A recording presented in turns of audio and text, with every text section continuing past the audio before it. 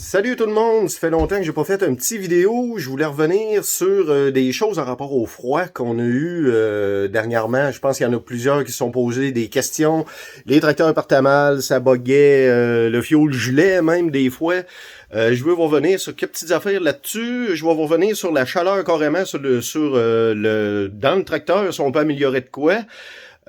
Puis c'est ça, des petits trucs, comme je dis souvent, moi dans mon cas c'est spécifique au Kioti CX2510, mais ça avec une cabine hydrostatique et tout, mais bon, ça peut s'appliquer, c'est à vous de décider si ça peut s'appliquer à votre tracteur aussi.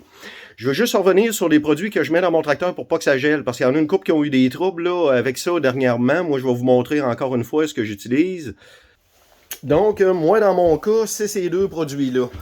Le traitement Arcoy, c'est le AR6500 et l'antigel Locus que je mets dans mon 20 litres dans le fond. Dans mon 20 litres qui est juste ici avec une petite pompe qui est une merveille. Ça, j'ai pris le truc là sur la page internet de Tracteur Compact Québec. Là. C'est une merveille, cette petite pompe-là. On met ça à on. Quand vient le temps de tanker, on enlève le bouchon, on met ça à on, on pèse sur le gun, ça sort. Ça va excessivement bien. J'ai payé ça peut-être 80$ avec les taxes chez Canac. Puis c'est réellement une merveille, honnêtement. Là, surtout que moi, dans mon cas, les CX, les tanks sont hauts un peu, c'est un peu mal chié pour ça. Donc, c'est ça, je trouvais ça tannant. Avec ça, c'est une merveille. Puis honnêtement, là, quand il fait froid, avec ces deux produits-là, zéro problème. Ça n'a jamais gelé, ça n'a jamais frosté, ça n'a jamais viré en jello le diesel. Il y en a qui vont dire, avec du diesel d'hiver, t'as pas de trouble. Oui, c'est votre droit. Puis moi, mon droit, c'est de mettre de l'additif si je veux. Donc, je fais rien que vous faire part de ça. Si vous voulez en mettre, mettez-en. Moi, j'en mets. Si vous voulez pas en mettre, mettez-en pas. Mais moi, c'est ça, dans mon tracteur, je mets ça. Zéro problème, ça part comme une bille. Même au gros froid, l'autre jour, quand on dit pas un bogage, ça n'a pas pété, ça n'a pas roté. Même, je vous dirais, je pense que ça n'a même pas boucané noir. Puis c'est tout le temps comme ça va super bien avec ces deux additifs-là. Donc, on va y aller, on va aller faire un petit tour dehors, voir le tracteur, parce que je vais vous parler du bloc heater. Il y a plusieurs écoles de pensée là-dedans. Je vais vous parler de la mienne. Il y en a qui sont forts sur les recirculateurs et les blocs heaters d'en base. Moi, je vais vous dire, j'ai choisi des pads, puis je vais vous expliquer pourquoi. En réalité, quand que vous mettez un bloc heater dans le Prestone ou un recirculateur, ça donne quoi? Votre bloc vient chaud, oui. Mais quand vous partez votre tracteur fret, c'est qu'est-ce qui est dur à monter? C'est l'huile. Puis l'huile, elle se situe où? Elle se situe ici. Nous autres, on en a des deux bords. Donc, comme vous voyez ici, j'ai un pad chauffant. J'en ai un autre de l'autre côté aussi. Toujours branché. C'est ce qui fait que même si vous chauffez votre Prestone, votre huile est extérieure au bloc moteur. Ça fait que votre huile, elle reste frostée. Moi, le truc que j'ai, c'est que c'est ça, je laisse brancher mes deux pads chauffants. Puis j'ai de l'huile synthétique de la Shell, de la Rotella, de la T6, de la 040. Avec ça, ça a toujours bien parti. Donc, c'est ça. Comme que je vous expliquais, réchauffez le bloc si vous voulez, vous avez bien beau. Mais c'est quoi qui est dur à monter quand vous le partez fret, puis l'usure se fait où? Elle se fait dans les cylindres. Parce que l'huile est gélifiée un petit peu, puis bon, elle est raide à monter, elle est bien épaisse, tandis que les pads vous gardent l'huile au moins tiède, ce qui fait qu'elle monte beaucoup plus vite. Naturellement, le moteur en réchauffant, c'est ça, là, après ça, il va réchauffer votre Prestone, mais c'est là pourquoi que j'ai décidé de ne pas choisir un bloc heater dans le Prestone, ni un recirculateur. Et naturellement, j'ai toujours de brancher là-dessus mon chargeur intelligent pour ma batterie.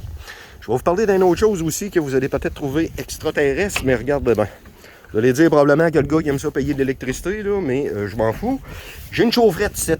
Pourquoi ça fait que j'ai une chaufferette? Tout simplement, naturellement, pour pas que ma cabine froisse. Ça a la qualité que s'il y a du givre ou du verglas qui tombe, mes vitres sont toujours propres. J'ai jamais de glace dans mes vitres.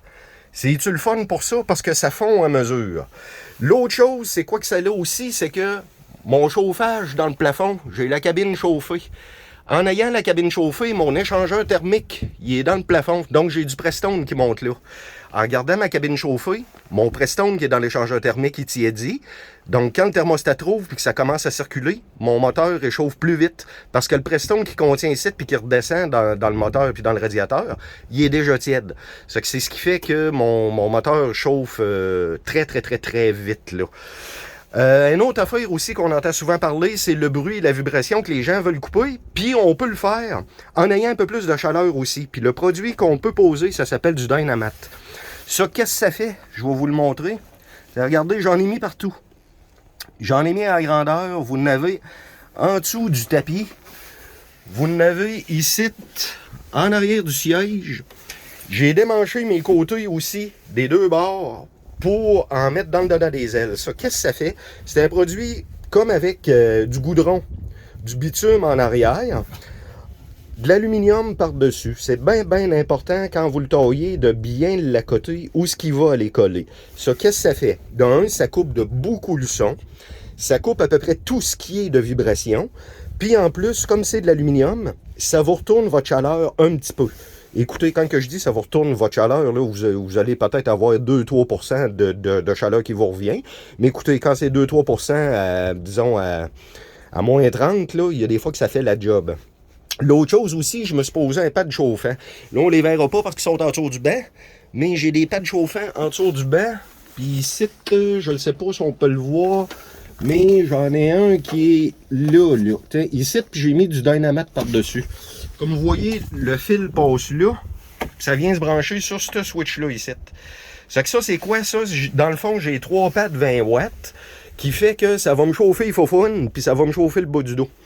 Fait que avec ça, ben disons, c'est encore plus confortable, honnêtement, quand que mon tracteur est chaud, là. Ma chaufferette, regardez où je la mets. Je la mets jamais plus chaude que ça parce qu'il fait trop chaud ici. C'est pas compliqué, on sue puis on transpire notre vie. Donc, j'aime mieux faire ça. Fait que c'est ça. Comme que je vous disais, la chaufferette, ça garde l'intérieur chaud. Pas de verglas, pas de glace dans les fenêtres. Ça réchauffe l'échangeur thermique au plafond. Donc, à partir du moment où que ça commence à circuler le Prestone dans le moteur, ce Prestone-là tiède redescend dans votre moteur, ça réchauffe plus vite. Puis, les pads chauffants sur la panne, ben pourquoi j'ai choisi ça, comme que je vous disais, c'est parce que c'est ça qui est long à monter. L'autre chose aussi, il y a beaucoup d'ostinage sur les souffleurs puis tout ça, là. J'ai vu qu'il y en a qui parlaient des extracts et il y a quelqu'un de moment donné qui a dit que ça soufflait pas. Bref, en tout cas, qu'ils sont faits un petit peu plus faibles que les autres. On va démystifier c'est quoi un extract un peu. Je vais juste là vous justifier c'est quoi le cossin ici. Ça, c'est un Crazy Carpet, gang.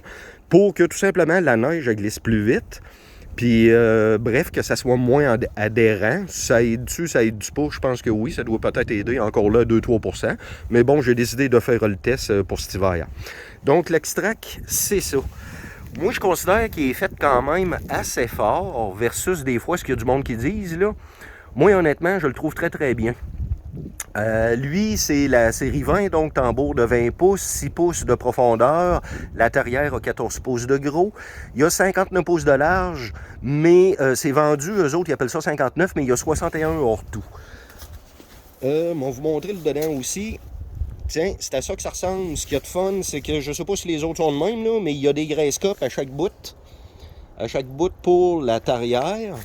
Le fan en dedans, c'est ça. C'est un 4 palettes 20 pouces, comme on disait. Une autre affaire que j'aime bien de ceux-là, c'est que l'antifriction ici. Ben regardez comment il est épais, il est aussi épais que moi, il vierge. Ce qui veut dire que ça va vraiment être très long à s'user.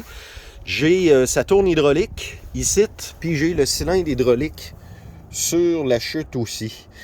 Il y en a là qui disaient que, bon, la fameuse chute commerciale ou industrielle, je ne sais pas trop, qui ont de la misère parce qu'elle ne lève pas tout à fait assez haut. Là, lui, vous voyez, mon cylindre, il est rentré au complet. Là, ça fait que ça vous donne une idée comment ça lève. Moi, je sais bien que pour cracher, honnêtement, là, j'ai jamais calculé.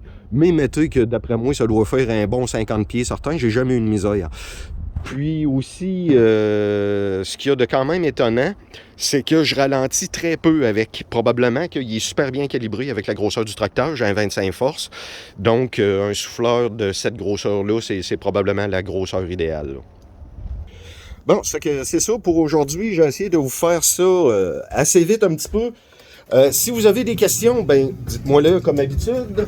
C'est ça, si des fois il y a quelque chose que je me suis trompé, vous pouvez me dire aussi, je suis nul dans les vidéos anyway, puis il y a des fois, soit que je parle trop vite ou j'ai le don de mal m'exprimer, mais tout ça, dans le fond, c'est dans le but de vous donner des petits trucs, tout simplement. Puis c'est ça, ben je vous souhaite bien du fun à regarder ça, puis aussitôt que ça donne, je vais en faire d'autres, là, j'ai plein de sujets, c'est parce que j'ai manqué de temps. C'est ainsi, mais je vais vous revenir avec ça. Bye!